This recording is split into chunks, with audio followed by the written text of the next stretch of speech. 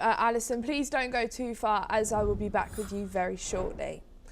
A senior European Union lawmaker has proposed on postponing a vote on the EU-US trade deal that had been planned for this week, and arguing that the terms and legal basis on which the trade deal was struck had changed. The US Supreme Court struck down President Donald Trump's global tariffs, prompting Trump to put in place a temporary tariff of 10%, which he hiked to 15%. Bernd Lange, member of EU Parliament, has said that pure tariff chaos from the US administration.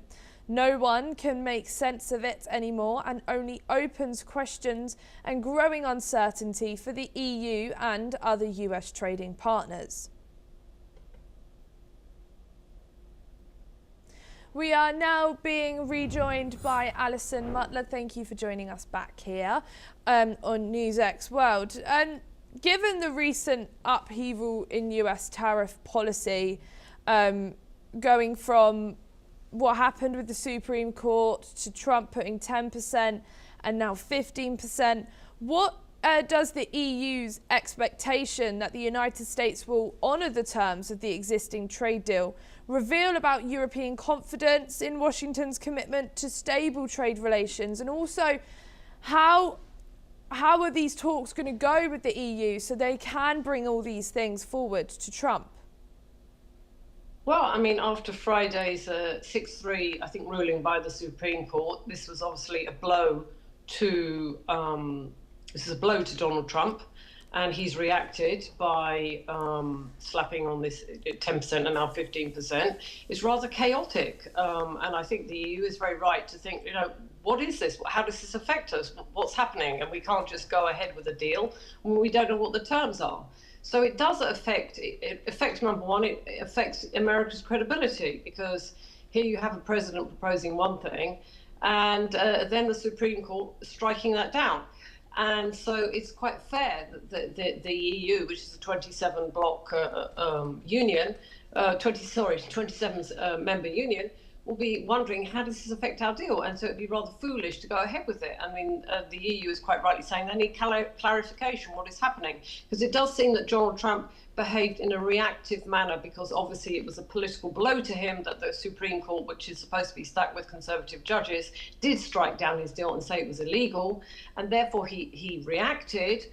And I think it's quite fair for US trading partners around the world to wonder, we've got to step back and we've got to reassess. We've got to see what actually is going to happen, because it's quite unclear. Things are changing from one day to the other. It's not in the slightest. We can't rely on this. It's not